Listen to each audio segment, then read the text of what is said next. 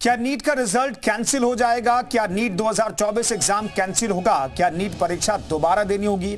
NEET paper cancel और री NEET की मांग के बीच ये इस समय के सबसे बड़े सवाल हैं। वहीं से लेकर अब सियासत भी शुरू हो गई है। कांग्रेस ने सरकार से बड़ी मांग कर दी है।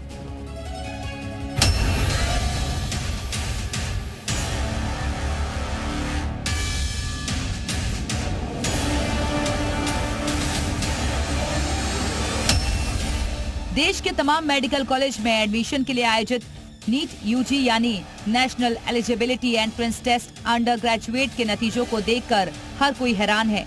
नतीजे सामने आते ही उन पर सवाल उठने लगे हैं और अब सबसे अधिक सवाल नीट की रैंकिंग और छात्रों को मिले मार्क्स पर उठ रहे हैं, क्योंकि नीट यूजी 2024 की परीक्षा में 1, 2 या 3 नहीं बल्कि 67 छात्रों की ऑल इंडिया रैंक 1 है।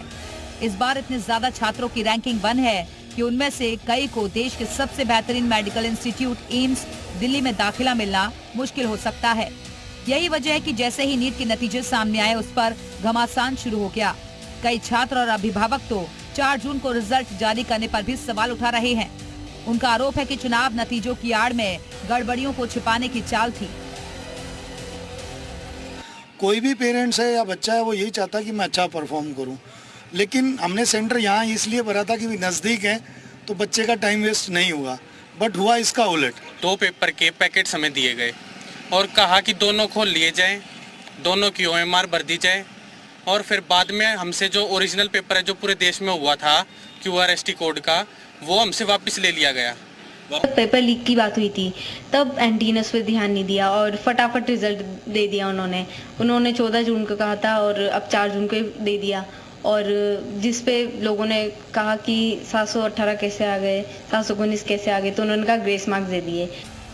एनटीए की ओर से दी गई जानकारी के मुताबिक नीट यूजी 2024 की परीक्षा में 23 छात्रों ने 720 में से 720 मार्क्स हासिल किए। ऐसे में कई छात्र हैं जिनको नीट यूजी परीक्षा में 719 या 718 अंक मिले हैं। अंकों पर छिड़े इस विवाद की जड़ में हरियाणा में नीट का एक एग्जाम सेंटर, जहां की छात्रों के मार्क्स का स्क्रीनशॉट सोशल मीडिया पर वायरल है। इस सेंटर पर परीक्षा देने वाले 8 में से 6 छात्रों को 720 में से 720 मार्क्स मिले हैं, जबकि बाकी 2 छात्रों को 719 और 718 मार्क्स मिले हैं। ये सेंटर बहादुरगढ़ का हरदयाल पब्लिक स्कूल है, जहां परीक्षा के दौरान सवाल उठे थे। अब इसको लेकर सियासत भी शुरू हो गई है। कांग्रेस अध्यक्ष मल्लिकार्जुन खड़गे ने एक्स पर पोस्ट किया है, पेपर लीक, धांधली और भ्रष्टाचार नीट समेत कई परीक्षाओं का अभिन्न अंग बन गया है। इसकी सीधी जिम्मेदारी मोदी सरकार की है। अभ्यर्थियों के लिए भर्ती परीक्षाओं में भाग लेना, फिर अनेकों अनियमितताओं से जूझना, पेपर लीक के चक्रव्यूह में फंसना उनके भविष्य से खिलवाड़ है।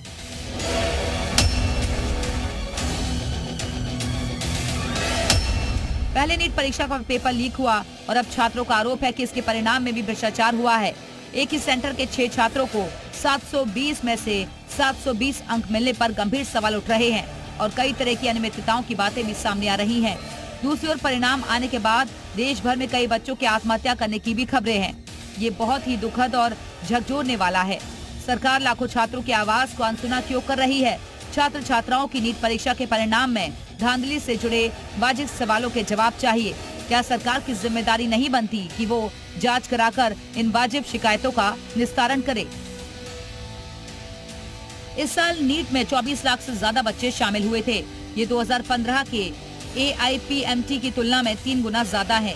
पेपर लीक का मामला भी है और रिजल्ट भी नीट में घोटाले के संकेत दे रहा है। हालांकि एनटीए ने हर आरोप पर अपनी सफाई दी है, लेकिन सुप्रीम कोर्ट में नीट री एग्जाम को लेकर याचिकाएं दायर हैं। कोर्ट ने जुलाई में सुनवाई करने की बात कही है।